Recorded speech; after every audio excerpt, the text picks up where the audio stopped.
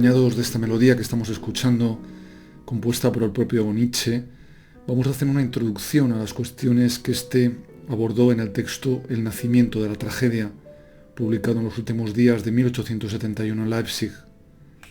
Pero antes vamos a introducir muy brevemente algunas notas biográficas. Nietzsche nació en Röttgen, una pequeñísima población alemana, el 15 de octubre de 1844. Inició estudios de teología y filología clásica en la Universidad de Bonn, comenzando luego a estudiar filosofía con el profesor Friedrich Wilhelm Ritschl, a quien siguió luego a la Universidad de Leipzig, universidad en la que se le concederá a Nietzsche un doctorado en 1869 por sus méritos investigadores demostrados en sus escritos publicados en la revista Rheinisches Museum, una de cuyas páginas, escrita por Nietzsche, vemos en la imagen, en un volumen del año 1867. Una revista que por aquel entonces estaba editada por el propio profesor Ritschl en colaboración con el filólogo y arqueólogo Friedrich Gottlieb Belka. Ya en 1865 Nietzsche se había visto profundamente influido por el pensamiento de Arthur Schopenhauer, quien dejará, como veremos, una huella indeleble en sus escritos y que será especialmente obvia en sus textos de juventud, como este al que vamos a dedicar este tema. Entre las muchísimas influencias de Nietzsche, o que Nietzsche recibirá en aquellos años de formación, no habría tampoco, creo, que subestimar la ejercida por la obra Historia del materialismo del filósofo y sociólogo alemán Friedrich Albert Lange. En torno a 1868, cuando Nietzsche apenas contaba con 24 años de edad, conoció a Richard Wagner, a quien visitará casi de forma continua en su casa en Tribschen y quien será también una de sus influencias más determinantes. En estos años su admiración por la figura de Wagner es extrema, afirmando de él en una carta a su amigo Gersdorff lo siguiente: «Ya te he escrito cuánto valor tiene para mí este genio. Es la ilustración viviente de lo que Schopenhauer llama un genio». Dos conferencias de Nietzsche impartidas en 1870 constituyen el primer germen de lo que será más tarde el nacimiento de la tragedia. La primera de estas conferencias fue impartida en enero de 1870 con el título El drama musical griego y la segunda en febrero con el título Sócrates y la tragedia. El tercer estudio preparatorio del nacimiento de la tragedia se titulará La visión dionisíaca del mundo, un texto escrito en verano del año 1870. En todos estos aparecen ya esbozadas las ideas fundamentales que estructurarán la tesis principal que Nietzsche defenderá acerca del origen de la tragedia y que podríamos sintetizar brevemente de la siguiente manera. Frente a los que trataron de derivar las artes de un principio único, considerado como fuente vital necesaria de toda obra de arte, Nietzsche fijará su mirada en dos divinidades. Los griegos, escribe Nietzsche, erigieron dos divinidades, Apolo y Dioniso, como doble fuente de su arte. En la esfera del arte, estos nombres representan antítesis estilísticas que caminan una junto a otra, casi siempre luchando entre sí. Y sólo una vez aparecerán, nos dice, fundidas, justo en el instante del florecimiento de la voluntad helénica y formando así la obra de arte de la tragedia ática. Es decir, que para Nietzsche, sólo en el momento de formación de la tragedia clásica, que él considera el instante de florecimiento de la voluntad helénica, veremos fusionarse a estas dos antítesis estilísticas representadas por Apolo y por Dioniso. Como es bien sabido, Apolo era originariamente el dios del arte para los griegos, y lo era en cuanto que Apolo era el dios de las representaciones oníricas. El hecho de que en el dormir y el soñar la naturaleza produzca efectos salvadores y auxiliadores, y que nuestro ser más íntimo, el sustrato común de todos nosotros, experimente el sueño con profundo placer y con alegre necesidad, explicaría, en opinión de Nietzsche, la vinculación de Apolo con las artes, que, como veremos, son las que en última instancia hacen posible y digna de vivirse la vida. En relación a todo ello, Nietzsche puntualiza lo siguiente: mientras que el sueño es el juego del ser humano individual con lo real, el arte del escultor, en sentido amplio, es el juego con el sueño. La estatua, en cuanto bloque de mármol, escribe Nietzsche, es algo muy real, pero lo real de la estatua en cuanto figura onírica es la persona viviente del dios. Mientras la estatua flota aún como imagen de la fantasía ante los ojos del artista, éste continúa jugando con lo real. Cuando el artista traspasa esa imagen al mármol, juega con el sueño. Sin embargo, lo que no podemos olvidar es que la esencia de Apolo es una mesurada limitación, es decir, el estar libre de las emociones más salvajes, que es esa sabiduría y sosiego del dios escultor, y que, aun cuando está encolerizado y mira con mal humor, nos dice Nietzsche, se halla bañado en la solemnidad de la bella apariencia. Si bien la escultura y la poesía épica serían, en opinión de Nietzsche, las artes auténticamente apolíneas, la música sería, por el contrario, el arte dionisíaco por excelencia.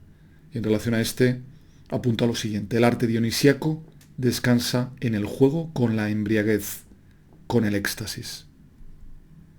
El instinto primaveral, nos dice, y la bebida narcótica serían, pues, poderes capaces de elevar al hombre natural hasta el olvido de sí, que es propio de la embriaguez. Efectos que estarían simbolizados en la figura de Dioniso.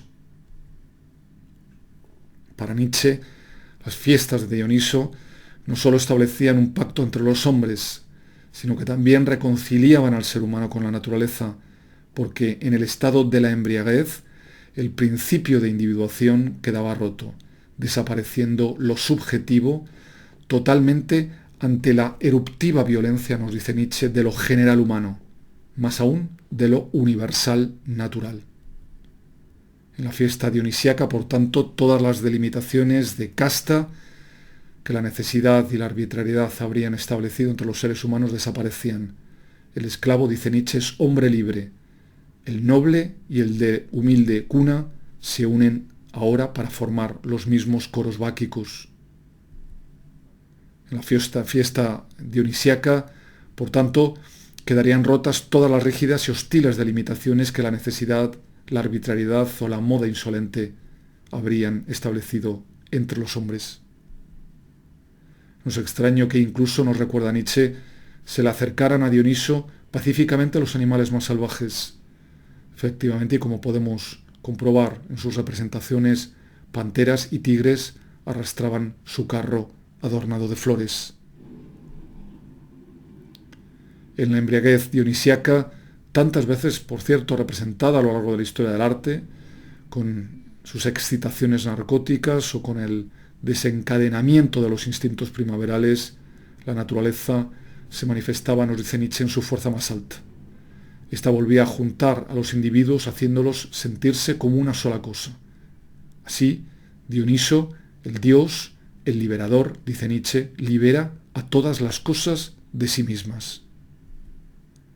Cantando y bailando, el ser humano se manifestaría, pues, como miembro de una comunidad superior, de una comunidad más ideal. Más aún, se sentiría mágicamente transformado, convertido en otra cosa. Incluso se sentiría un dios. Todo lo que vivía solo en su imaginación, ahora eso él lo percibe en sí. Bajo los efluvios dionisíacos, el ser humano no sería ya un artista, sino que se habría convertido él mismo en una obra de arte, caminando, nos dice Nietzsche, tan extático y erguido como en sueños veía caminar a los dioses. Este ser humano, configurado por el artista Dioniso, mantendría con la naturaleza la misma relación que la estatua mantiene con el artista apolíneo. Sin embargo, hace aquí Nietzsche una puntualización, yo creo que llena de profundidad y que nos impediría interpretar todo lo dicho hasta ahora desde una perspectiva excesivamente superficial, y en la que, de hecho, se suele caer al hablar de lo dionisíaco. Una puntualización que es la siguiente. El servidor de Dioniso, escribe Nietzsche, tiene que estar embriagado y, a la vez, estar al acecho detrás de sí mismo como observador. no en el cambio de sobriedad y embriaguez, sino en la combinación de ambos se muestra el artista dionisíaco. Esta afirmación, repito, de que el servidor de Dioniso tiene que estar embriagado y a la vez estar al acecho detrás de sí mismo como observador, pienso que es central en todo el entramado teórico que fundamenta este escrito. Para explicar esto, Nietzsche recurre a un interesante ejemplo. La situación sería algo similar a lo que ocurre cuando estamos soñando, pero ya en el propio sueño barruntamos que todo aquello es en realidad un sueño, aunque aún estemos dormidos y soñando. En todo caso, recordemos que para Nietzsche el punto culminante del mundo griego tendría lugar mediante una combinación, insisto en ello, de lo apolíneo y lo dionisíaco. Y si bien originariamente solo Apolo era dios del arte en Grecia, fue precisamente su poder el que moderará a Dioniso, ese Dioniso que está irrumpiendo desde Asia y surgiendo así lo que Nietzsche va a denominar como la más bella alianza fraterna. De manera que, si el culto dionisíaco era un culto natural, que entre los asiáticos significaba, dice Nietzsche, el más tosco desencadenamiento de los instintos inferiores, una vida animal panetérica, que durante un tiempo determinado hacía saltar todos los lazos sociales, en Grecia este culto, sin embargo, devendrá en una festividad, dice, de redención del mundo, en un día de transfiguración, en lo que denomina Nietzsche la idealización de la orgía, un proceso solo posible gracias a lo que él considera el increíble idealismo del ser helénico. Pues si el culto dionisíaco en otras culturas, como es el caso de Babilonia, por ejemplo, acabó desarrollándose en festividades que culminaban en el desenfreno sexual, en la aniquilación de toda relación familiar por un heterismo ilimitado, podríamos decir, esto no sucedió en Grecia. Allí el poder idealista de Grecia lo que hizo fue precisamente llevar a cabo una espiritualización de la fiesta de Dioniso. Más concretamente, esa espiritualización de Dioniso que tiene lugar en Grecia tendría para Nietzsche su mejor representación en la imagen de la fiesta griega de Dioniso trazada por Eurípides en Las Bacantes. Esa tragedia escrita probablemente en el año 409 a.C. y conformadora de una imagen de la fiesta de Dioniso de la que fluirían el mismo encanto y la misma embriaguez musical y transformadora, nos dice Nietzsche, que podemos apreciar en las estatuas de Escopas o Praxíteles. Y aunque, como veremos más adelante, Nietzsche acusará a Eurípides de acabar con la tragedia griega, en su texto La visión dionisíaca del mundo, todavía ve Nietzsche Las Bacantes de Eurípides como una obra en la que se nos presenta, nos dice, un mundo sometido a una transformación mágica total y en la que la naturaleza celebra su festividad de reconciliación en el ser humano. Apolo, nos dice Nietzsche, recompondrá así al desgarrado Dioniso, de manera que Dioniso será recreado por Apolo, siendo salvado éste de su desgarramiento asiático. La sabiduría del Apolo délfico habría por tanto envuelto a Dioniso, ese que era, dice Nietzsche, su más potente adversario, y lo habría hecho en el más delicado de los tejidos, de modo que éste apenas pudo advertir que iba ya caminando semiprisionero. En todo caso, tanto Apolo como Dioniso habrían salido, nos dice Nietzsche, vencedores en esta gloriosa reconciliación. Dioniso, procedente de Asia, habría sido ganado para el mundo de la bella apariencia, para el mundo olímpico, ofreciéndosele muchos de los honores de las divinidades más prestigiosas. De hecho, apunta con razón Nietzsche que en Grecia nunca se le hicieron mayores cumplidos a un extraño. Pero es que este extraño, proveniente de Asia, Dioniso, efectivamente resulta lo bastante poderoso como para poder o haber podido reducir a ruinas la casa que le ofrecía hospitalidad.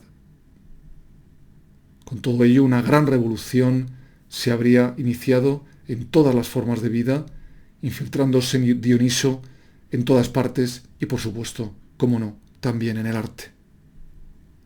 Así pues, no puede resultar extraño que, como afirma Nietzsche, el hombre moderno anhele aquella época en la que cree oír el acorde pleno entre naturaleza y ser humano. Por ello, dice, es lo helénico, el santo y seña de todos los que han de mirar a su alrededor en busca de modelos resplandecientes para su afirmación consciente de la vida.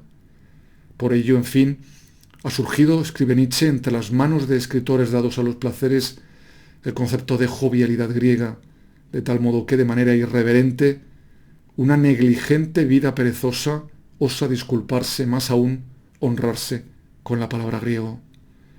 Aquí evidentemente Nietzsche está criticando duramente el hecho de que el mundo griego estuviese siendo tomado en aquellos años de un modo vasto y demasiado simple, excesivamente superficial, algo que podríamos añadir nosotros también, desde luego, había sucedido no solo en el ámbito literario, sino sobre todo en todo o en gran parte del neoclasicismo pictórico y escultórico.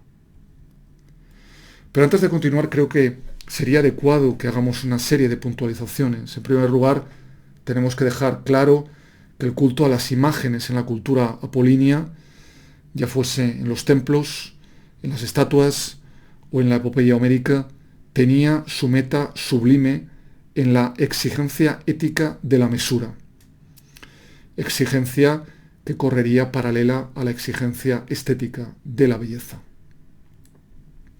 Sin embargo, escribe Nietzsche, la mesura, instituida como exigencia, no resultaría posible más que allí donde se considera que la mesura, el límite, es conocible.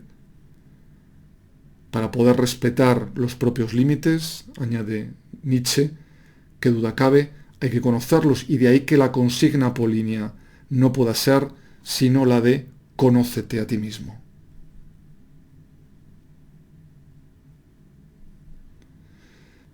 De manera que la bella apariencia era el límite que el griego tenía que respetar, y ese límite dependía en todo de la mesura, bajo cuyo yugo, dice Nietzsche, se movía el nuevo mundo divino de los dioses olímpicos, ese mundo que había sustituido a un mundo derrocado, a un mundo de titanes.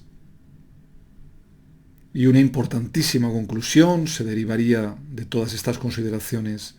La finalidad más íntima de una cultura orientada hacia la apariencia y la mesura solo puede ser, dice, el encubrimiento de la verdad.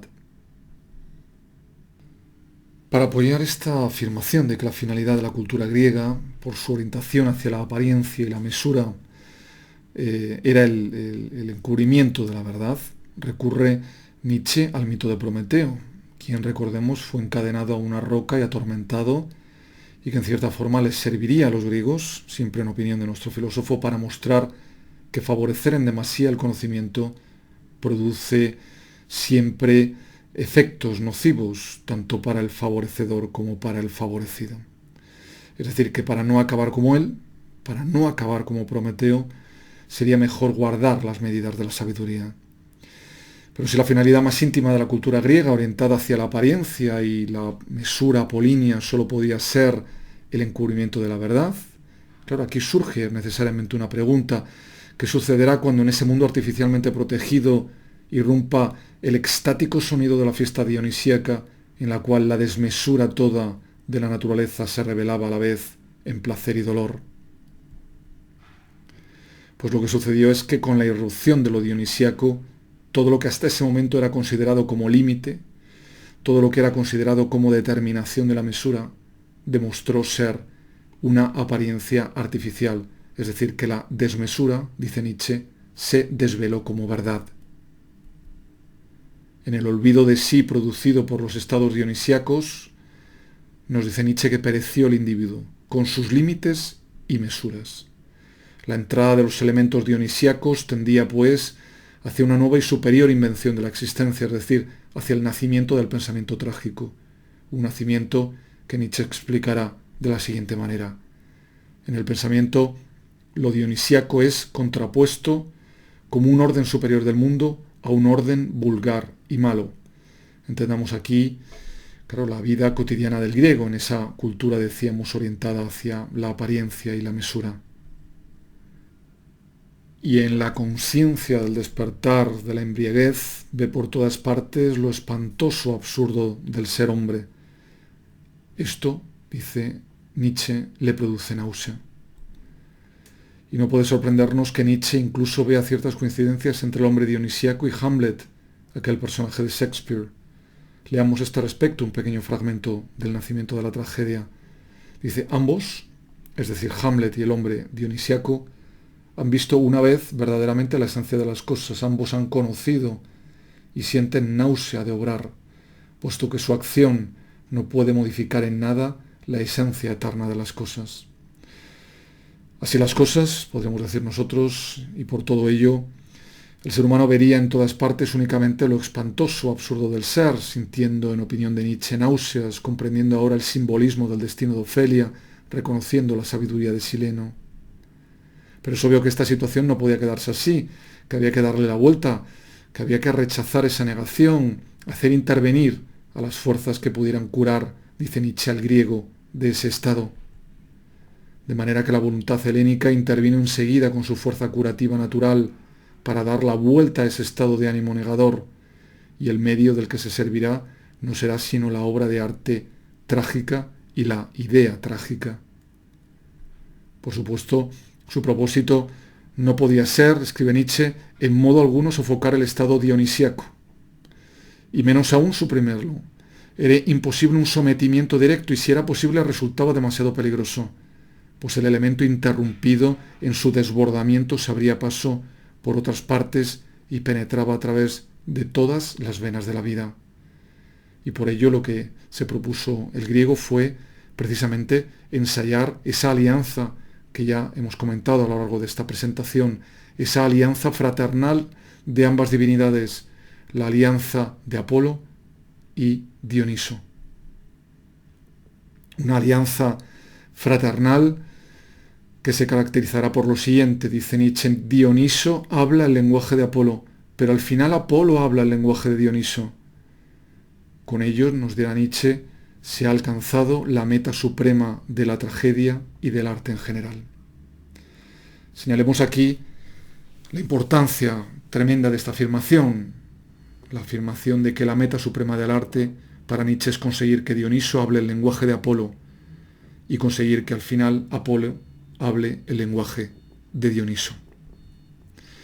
De acuerdo con este conocimiento tendríamos que concebir la tragedia griega, propone Nietzsche, como un coro dionisíaco que una y otra vez se descarga en un mundo apolíneo de imágenes.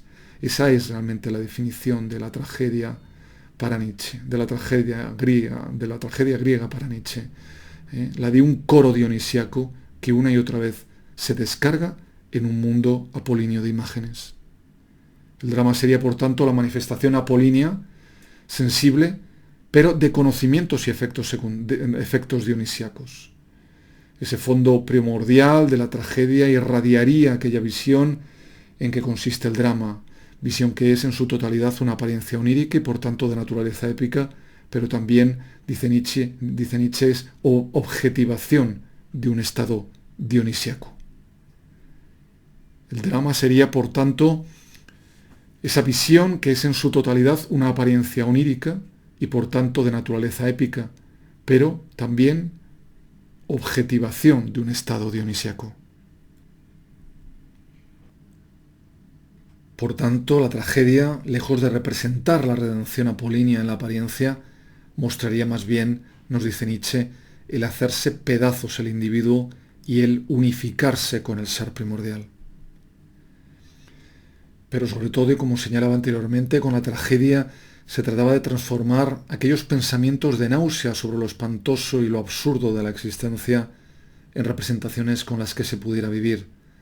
Esas representaciones serían lo sublime, sometimiento, nos dice Nietzsche, sometimiento artístico de lo espantoso, y lo ridículo, que podríamos definir como la descarga artística de la náusea de lo absurdo.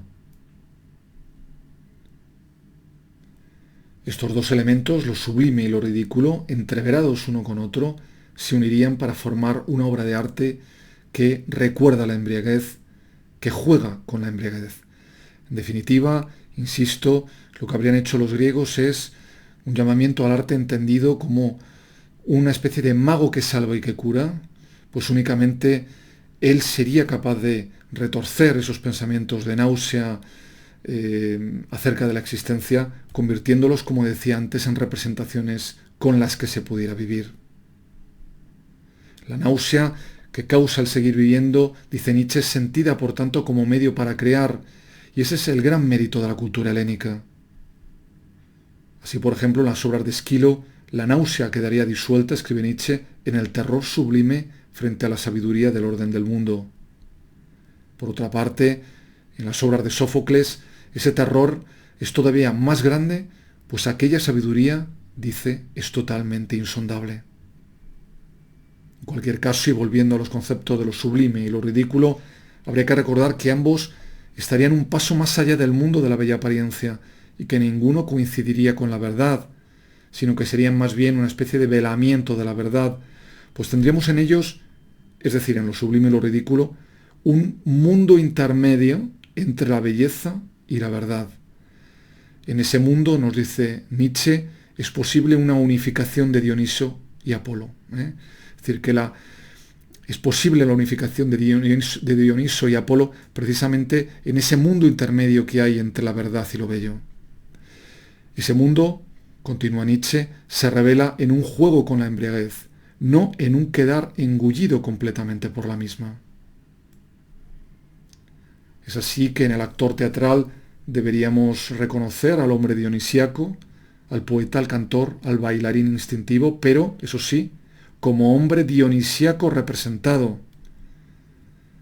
Y si bien el actor teatral intenta alcanzar el modelo de hombre dionisíaco en el estremecimiento de la sublimidad o en el estremecimiento de la carcajada, yendo por tanto más allá de la belleza, no buscaría, sin embargo, nos dice Nietzsche, la verdad, permaneciendo siempre oscilando en ese lugar que antes decíamos, oscilando siempre entre la belleza y la verdad.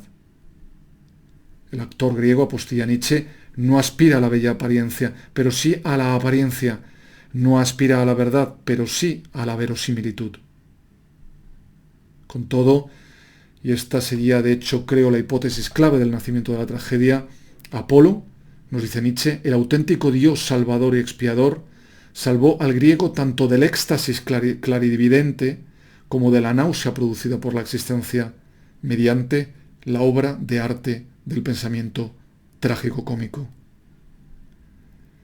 Los dioses olímpicos habrían quedado ellos también, dice Nietzsche, sumergidos en el mar de lo sublime y de lo ridículo, y con ello cesaron de ser solo bellos, absorbiendo dentro de sí aquel orden divino anterior y su sublimidad. Es más, ahora, dice, se separaron en dos grupos, y sólo unos pocos se balanceaban entre medias, como divinidades unas veces sublimes y otras veces ridículas. Y fue sobre todo Dioniso mismo, asegura Nietzsche, el que recibió ese ser escindido, es decir, la condición de ser unas veces sublime y otras veces ridículo. En definitiva, con todo ello, la voluntad apolínea que ordenaba el mundo helénico acogió así la voluntad dionisíaca. Y no olvidemos que la lucha entre ambas formas de aparecer la voluntad tendría una meta extraordinaria: crear, nos dice Nietzsche, una posibilidad más alta de la existencia y llegar también en ella a una glorificación más alta mediante el arte. Sin embargo, repito, no será ya el arte de la apariencia, la escultura, por ejemplo, la forma de esa glorificación, sino sobre todo el arte trágico. En este, de hecho, quedará completamente absorbido aquel arte de la apariencia. Y dado que ahora la verdad, dice Nietzsche, era simbolizada, es decir, se servía de la apariencia, el arte trágico tenía necesariamente que utilizar también las artes de la apariencia. Por ello, se recurrió a la ayuda de todos los medios artísticos de la apariencia, de tal manera que en la tragedia la estatua camina, las pinturas de los periactos, es decir, de los decorados, se desplazan, unas veces es el templo y otras veces es el palacio, lo que es presentado al ojo mediante esa pared posterior. Pero lo que es más importante en todo esto es que la apariencia renuncia así a sus pretensiones eternas, a sus exigencias soberanas, La apariencia ya no es gozada en modo alguno como apariencia, sino como símbolo, es decir, como signo de la verdad. Y de hecho, para Nietzsche, el indicio más claro de este desdén por la apariencia es precisamente la máscara. Y finalmente, como ya comenté al inicio de esta sesión, en los últimos días de 1871 aparecerá publicado El nacimiento de la tragedia en el espíritu de la música. Un libro que no fue bien recibido entre sus colegas filólogos, incluido su profesor Ritschl, quien siempre le había apoyado y quien de hecho, bueno, en este caso no dudó en describir en su diario a esta obra de Nietzsche como de una ingeniosa borrachera. Pero aparte de todo, lo que ya he comentado en esta presentación y en la que he tratado de resumir las hipótesis fundamentales que estructuran este texto, hay otras muchas cuestiones que son abordadas en él y sin las que creo que este tema quedaría muy incompleto, cuestiones no obstante cuyo análisis dejamos ya para la segunda parte de esta videopresentación.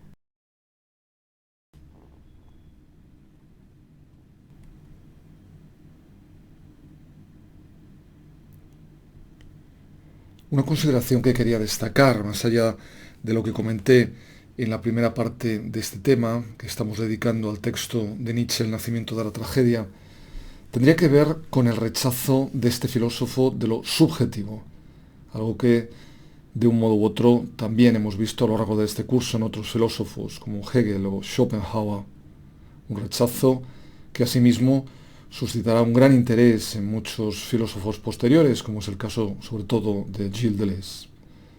Leamos acerca de esta cuestión el siguiente párrafo del nacimiento de la tragedia de Nietzsche. En toda especie y nivel de arte exigimos ante todo y sobre todo victoria sobre lo subjetivo, redención del yo y silenciamiento de toda voluntad y capricho individuales. Más aún, si no hay objetividad, si no hay contemplación pura y desinteresada, no podemos creer jamás en la más mínima producción verdaderamente artística. Esta afirmación, como decía antes, muy influida por este filósofo, Schopenhauer, genera inevitablemente muchos interrogantes, siendo, creo, el más importante el que señala el propio Nietzsche con la siguiente pregunta. ¿Cómo sería posible considerar al lírico, es decir, al poeta, como artista, ese que siempre dice yo y tararea en presencia nuestra la entera gama cromática de sus pasiones y apetitos? La solución a esta cuestión nos la da Nietzsche al recordarnos que el fenómeno más importante de toda la lírica antigua era precisamente la unión, o más aún, la identidad del lírico con el músico. Como artista dionisiaco, el lírico, el músico, se habría identificado plenamente, nos dice, con lo uno primordial, produciendo una réplica de ese uno primordial en forma de música. El genio, pues, escribe Nietzsche, sabe algo acerca de la esencia eterna del arte tan solo en la medida en que, en su acto de procreación artística, se fusiona con aquel artista primordial del mundo. En el proceso dionisiaco, el artista abandonaría su subjetividad, con lo que el yo del lírico, el yo del artista, el yo del músico, resonaría, nos dice Nietzsche, solo desde el abismo del ser. Así, por ejemplo, cuando Arquíloco, el primer lírico de los griegos, proclama, escribe Nietzsche, su furioso amor y a la vez su desprecio por las hijas de Licambes, no es su pasión la que baila ante nosotros en un torbellino orgiástico. A quien vemos es a Dioniso y a las Ménades. Creo que lo contenido en estas consideraciones queda muy claramente expuesto también en el siguiente párrafo. Escribe Nietzsche, en la medida en que el sujeto es artista, está redimido ya de su voluntad individual y se ha convertido, por así decirlo, en un medium. Esta frase es muy importante y creo que también muy gráfica, muy descriptiva del papel realmente del artista, ¿no? Es decir, es un medium a través del cual el único sujeto verdaderamente existente, y aquí podríamos decir, o podríamos entender aquí como lo general humano, el ser primordial, lo único viviente, ¿no? Dice Nietzsche, festeja su redención en la apariencia. Otra consideración de gran importancia en este libro de Nietzsche tendría que ver con el efecto de la tragedia, con la recepción de la tragedia. Según Nietzsche, el efecto más inmediato de la tragedia dionisíaca es que el Estado y la sociedad, y en general, los abismos que separan a un hombre de otro, dejan paso a un prepotente sentimiento de unidad que retrotrae todas las cosas al corazón de la naturaleza. Así, la tragedia ofrecería un cierto consuelo metafísico, un consuelo proveniente del hecho de que, en el fondo de las cosas, y pese a toda la mudanza de las apariencias, la vida, dice Nietzsche, es indestructiblemente poderosa y placentera. Un consuelo que aparecería con corpórea evidencia, nos dice en el coro de sátiros, ese coro de seres naturales que, por así decirlo, vivirían inextinguiblemente por detrás de toda civilización y que, a pesar de todo el cambio de las generaciones y de la historia de los pueblos, permanecerían eternamente de la misma manera. Con este coro es con el que se consolaría el griego, ese ser humano que ha penetrado con su incisiva mirada tanto en el terrible proceso de destrucción propio de la denominada historia universal como en la crueldad de la naturaleza, y que correría por ello peligro de anhelar, escribe nuestro filósofo, una negación budista de la voluntad, un peligro del que lo salva el arte y mediante el arte lo salva para sí la vida. En definitiva, la doctrina mistérica de la tragedia sería, en opinión de Nietzsche, el conocimiento básico de la unidad de todo lo existente, la consideración de la individuación como razón primordial del mal. Este es un punto en el que vuelve a aparecer la figura de Schopenhauer de una manera enormemente clara, en esta consideración de la individuación como la razón primordial del mal. Prosigue Nietzsche. El arte como alegre esperanza de que pueda romperse el sortilegio de la individuación como presentimiento de una unidad restablecida. El estado de individuación como la fuente y razón primordial, en definitiva, de todo sufrimiento y por tanto como algo rechazable. Pero hubo un momento, escribe nuestro filósofo, en el que la tragedia empezó a entrar en declive. Y esa agonía de la tragedia habría sido en gran parte responsabilidad de este que vemos en la imagen, Eurípides, culpable, nos dice Nietzsche, de la introducción del género artístico conocido con el nombre de comedia ática nueva y con el que a partir de entonces solo perviviría una figura degenerada de la tragedia. En opinión de Nietzsche, con ello, Dioniso había sido ahuyentado ya de la escena trágica y lo había sido por un poder demónico que hablaba por boca de Eurípides. Sin embargo, la tesis que defiende Nietzsche es que Eurípides era en cierto sentido solamente una máscara y que ese poder demónico que hablaba por su boca era en realidad Sócrates. Y de hecho, Nietzsche afirmará que la antítesis de lo apolíneo y lo dionisiaco, que fue, como ya vimos, el origen de la tragedia, el origen el nacimiento de la tragedia, se ve ahora realmente sustituida por otra que sería la oposición entre lo dionisiaco y lo socrático, una antítesis con la que la obra de arte trágica, dice Nietzsche, no podría ya sino perecer. Eurípides no habría fundado, pues, nos dice, el drama únicamente sobre lo apolíneo, sino sobre una tendencia no dionisíaca. No se trataría, repito, de fundar el drama sobre lo apolíneo, sino más bien sobre una tendencia no dionisíaca y que no haría sino derivar hacia una tendencia naturalista y no artística, es decir, hacia lo que denomina nuestro filósofo el socratismo estético y que él tanto despreciaba. Porque lo que habría hecho Eurípides es expulsar, de hecho, de la tragedia aquel elemento dionisíaco originario y omnipotente y reconstruirla puramente sobre un arte, una moral y una consideración del mundo no dionisíacos. Asimismo nos dirá nuestro filósofo, con el desarrollo del ditirambo nuevo se habría enajenado también a la música de sí misma, rebajándola a esclava de la apariencia. Incluso Nietzsche nos hablará de aquella leyenda ateniense de que Sócrates ayudaba a Eurípides a escribir sus obras. A Sócrates incluso El arte trágico debió parecerle, escribe Nietzsche, algo completamente irracional, con causas que parecían no tener efectos y con efectos que parecían no tener causas. Ciertamente Sócrates ubicaba, recordémoslo, al arte trágico entre las artes lisonjeras, que sólo representan lo agradable y no lo útil, y por eso exigía de sus discípulos que se apartaran rigurosamente de tales atractivos no filosóficos, y con tal éxito que, recordemos, Platón, poeta trágico en su juventud, lo primero que hizo, en opinión de Nietzsche, para poder convertirse en alumno de Sócrates fue quemar sus poemas. En último término, en lo que Nietzsche insiste una y otra vez es que la tragedia, así como únicamente pudo nacer del espíritu de la música, de ese arte dionisíaco, así también pereció por la desaparición de ese espíritu. Y que la tragedia únicamente pudo nacer del espíritu de la música se justificaría por dos afirmaciones. Por un lado, porque la música, nos dice Nietzsche, incita a intuir simbólicamente la universalidad dionisíaca. Por otro, porque la música hace aparecer la imagen simbólica en una significatividad, nos dice, suprema.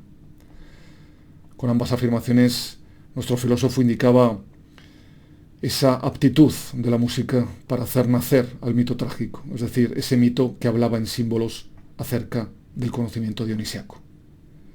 Y en este punto creo que también es obligado que nos detengamos antes de continuar en la relación que para Nietzsche existe entre la música, la imagen y el concepto, una relación que él toma directamente también de Schopenhauer, incorporando en las páginas del Nacimiento de la Tragedia una larga cita al primer bloque o al primer volumen del texto El mundo como voluntad y representación, y en el que Schopenhauer afirmaba lo siguiente: la música se diferencia de todas las demás artes en que ella representa, con respecto a todo lo físico del mundo, lo metafísico, y con respecto a toda apariencia, la cosa en sí.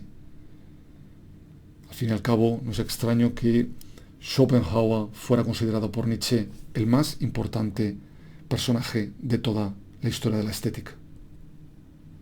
La música, pues, tendría metas totalmente diferentes de las otras artes, que Nietzsche concreta en la siguiente afirmación, contraponiendo el arte del escultor con la música.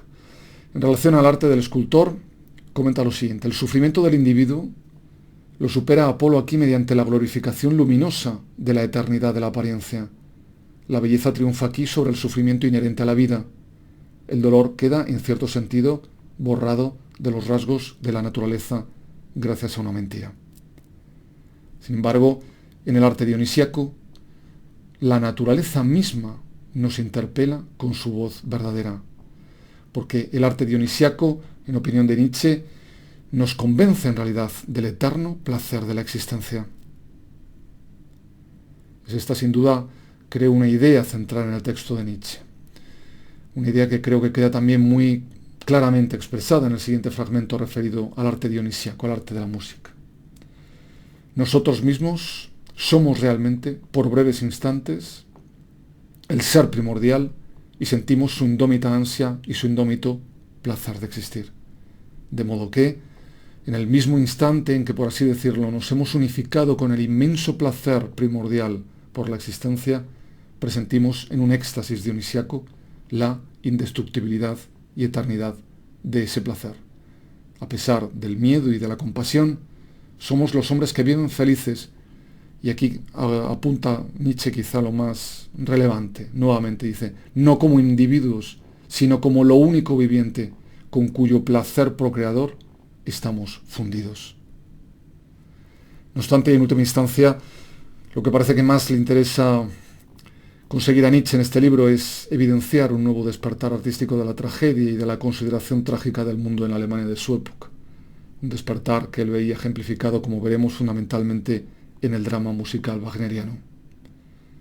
El razonamiento que propone Nietzsche para defender esta hipótesis es el siguiente. Dice, si la pretensión de validez universal de la ciencia había sido ya definitivamente cuestionada, al haberse demostrado en aquellos momentos, en aquel momento específico de la historia de la ciencia, ya sus limitaciones, la consideración teórica del mundo perdería por fin en la lucha mantenida durante tantos siglos frente a la consideración trágica del mundo.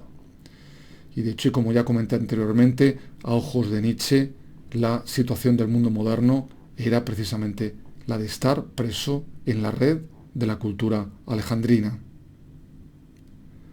El haber reconocido, en definitiva, como ideal al hombre teórico, cuyo prototipo, recordemos, y primer antecesor sería Sócrates. Sin embargo, la valentía y sabiduría, dice Nietzsche, enormes de Kant y Schopenhauer, habrían conseguido la victoria más difícil, la victoria sobre el optimismo que se escondía en la esencia de la lógica y que conformaba el sustrato de nuestra cultura. Con ello habría sido posible de nuevo la reactivación de una cultura que Nietzsche se atrevía a denominar trágica y cuya característica más importante era que la ciencia quedaba reemplazada como meta suprema por la sabiduría, la cual se volvería con mirada quieta hacia la imagen total del mundo. Es decir, la sabiduría reemplazaría a la ciencia, haciéndose posible, en opinión de Nietzsche, con ella una imagen no fragmentaria, sino una imagen total del mundo. Muy relacionada con estas afirmaciones se halla la consideración que Nietzsche expone al entender el drama antiguo como arte total, como una mezcla de recitación, canto, música, baile, poesía y escultura. Y siguiendo en este punto las consideraciones de Anselm Feuerbach, para quien, si los Juegos Olímpicos reunían en una unidad político-religiosa las tribus griegas separadas, el festival dramático se parecería a una festividad de reunificación de las artes griegas. Es decir, que en el drama antiguo las artes particulares confluirían en un todo inseparable, conformando una nueva forma de arte cuyo modelo fundante se hallaría en aquellas festividades de los templos en los que la aparición plástica del dios era celebrada ante una devota muchedumbre con bailes y cantos. Pero, en mi opinión, la conclusión más importante que Nietzsche extrae de la consideración del drama griego como obra de arte total es que es en presencia de tal obra de arte donde nosotros, los espectadores, tendríamos que aprender el modo de gozar como seres humanos enteros. En este orden de cuestiones resulta de gran interés lo que Nietzsche afirma del espectador, al que él siempre se refiere como oyente del drama griego y que contrapone, como veremos, a la superficialidad solo necesitada de distracción o entretenimiento y que caracterizaría para él al espectador de finales del siglo XIX. Leamos lo que escribe Nietzsche en relación a esto y apreciemos esa carga de nostalgia por un tiempo que él considera a todas luces incomparable con el presente. Lo que a aquellas personas, escribe Nietzsche, los empujaba al teatro, no era la angustia huida del aburrimiento, la voluntad de liberarse por algunas horas a cualquier precio de sí mismos y de su propia mezquindad. El griego huía de la disipante vida pública que le era tan habitual, huía de la vida en el mercado, en la calle y en el tribunal y se refugiaba en la solemnidad de la acción teatral, solemnidad que producía un estado de ánimo tranquilo e invitaba al recogimiento. No como el viejo alemán, que cuando alguna vez rompía el círculo de su existencia íntima, lo que deseaba era distracción. Así pues, en la época del florecimiento del dramático, algo de esa vida natural dionisíaca, en opinión de Nietzsche, perduraba todavía en el alma de los oyentes. Estos no eran ese perezoso, fatigado público, abonado, nos dice Nietzsche, todas las tardes al teatro, ¿no? Que llega al teatro con unos sentidos cansados, rendidos de fatiga para dejarse emocionar aquí, ¿no? En contraposición a este público, que en opinión de nuestro filósofo es la camisa de fuerza del teatro actual, del teatro de finales del XIX, el espectador ateniense, cuando se situaba en las gradas del teatro, continuaba teniendo sus sentidos frescos, matinales, festivamente estimulados. Para él lo sencillo no era todavía demasiado sencillo. Su erudición estética consistía en los recuerdos de felices días anteriores de teatro. Su confianza en el genio dramático de su pueblo era ilimitada. Y ya en esta última parte de la presentación querría aludir a las consideraciones que Nietzsche hace sobre la ópera de su tiempo, que considera una especie de caricatura del drama musical antiguo, una especie de caricatura surgida por una imitación, nos dice, simiesca, directa de la antigüedad y desprovista de la fuerza inconsciente de un instinto natural, de aquel instinto natural que él veía vivo en la tragedia ática. Hay que tener en cuenta que para nuestro filósofo la tarea suprema y verdaderamente seria del arte, la tarea suprema del arte, es el redimir al ojo de penetrar con su mirada en el horror de la noche y el salvar al sujeto mediante el saludable bálsamo de la apariencia del espasmo de los movimientos de la voluntad. Y desde luego la ópera hasta ese momento, en opinión de nuestro filósofo, poco habría contribuido a esa tarea suprema y verdaderamente seria del arte. Y la razón que da es que la dolencia primordial de la cultura moderna consistiría en que el hombre teórico, ese hombre heredero de Sócrates, nos dice, no se atreve ya a confiarse a la terrible corriente helada de la existencia. Angustiado, corre de un lado para otro por la orilla. Ya no quiere tener nada en su totalidad, en una totalidad que incluye también la entera crueldad natural de las cosas. Hasta tal punto lo ha reblandecido la consideración optimista. Nuevamente, desde luego vemos aquí cuán fuerte es la presencia, ¿verdad?, de Schopenhauer en el pensamiento del joven Nietzsche. Sin embargo, y como ya adelanté antes, Nietzsche cree que en su tiempo se estaba culminando un despertar, una especie de renacimiento gradual de aquel espíritu dionisiaco, tal y como deja muy claro en el siguiente fragmento. Escribe Nietzsche: del fondo dionisiaco del espíritu alemán se ha alzado un poder que nada tiene en común con las condiciones primordiales de la cultura socrática y que no es explicable ni disculpable a base de ellas. La música alemana, cual hemos de entenderla sobre todo en su poderoso curso solar, desde Bach a Beethoven, desde Beethoven a Wagner.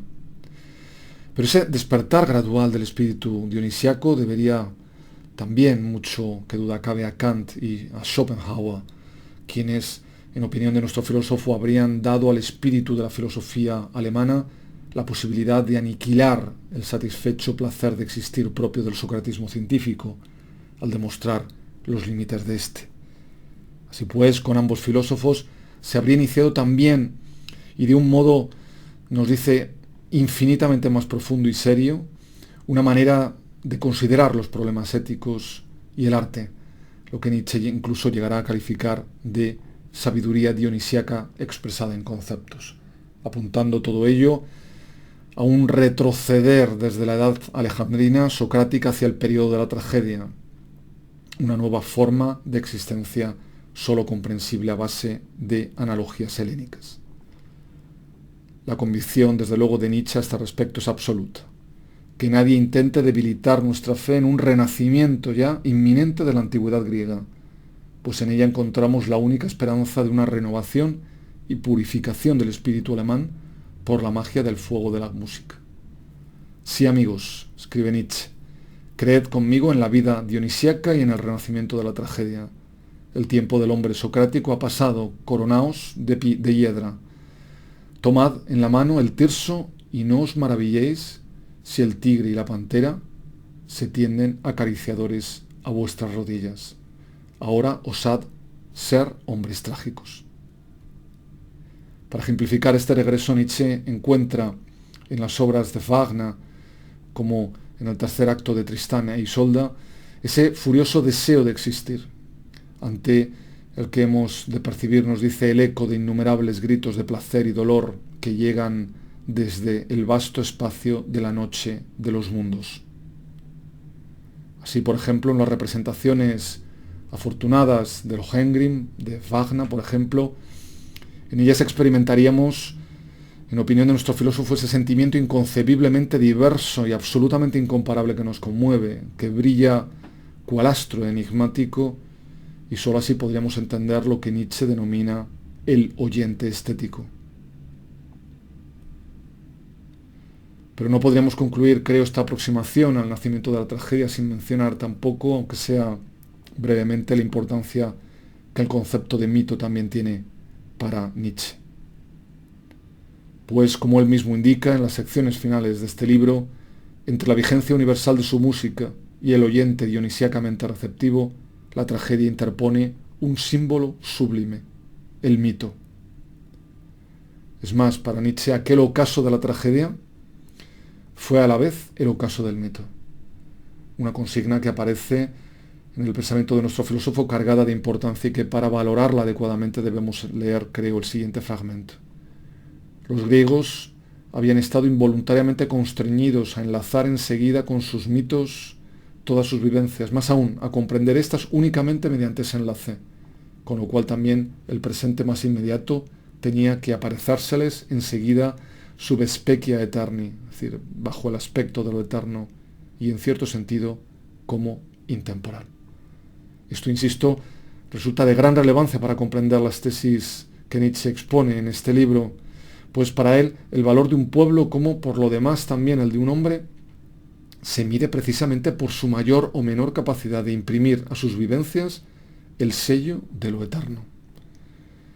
Para Nietzsche, lo contrario a todo esto acontecería cuando un pueblo comienza, nos dice, a concebirse a sí mismo de un modo histórico y a derribar a su alrededor los baluartes míticos. Y claro, la consecuencia de todo esto no podría ser, a juicio de Nietzsche, sino una especie de mundanización, una ruptura con la metafísica inconsciente y que no dejaría, en su opinión, de tener innumerables consecuencias éticas.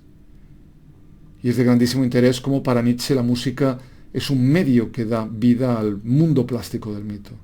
En realidad la música, nos dice, presta al mito una significatividad metafísica tan insistente y persuasiva cual no podrían alcanzarla jamás sin aquella ayuda única, la palabra y la imagen.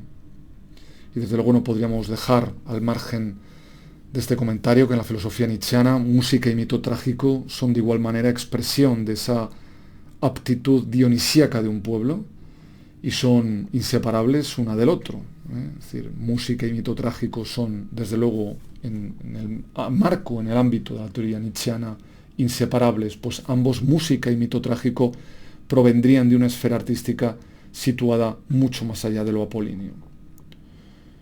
Y por tanto no podemos dejar, creo, de destacar aquí el papel absolutamente esencial, insistir en el papel esencial que la música jugaría en prestar al mito.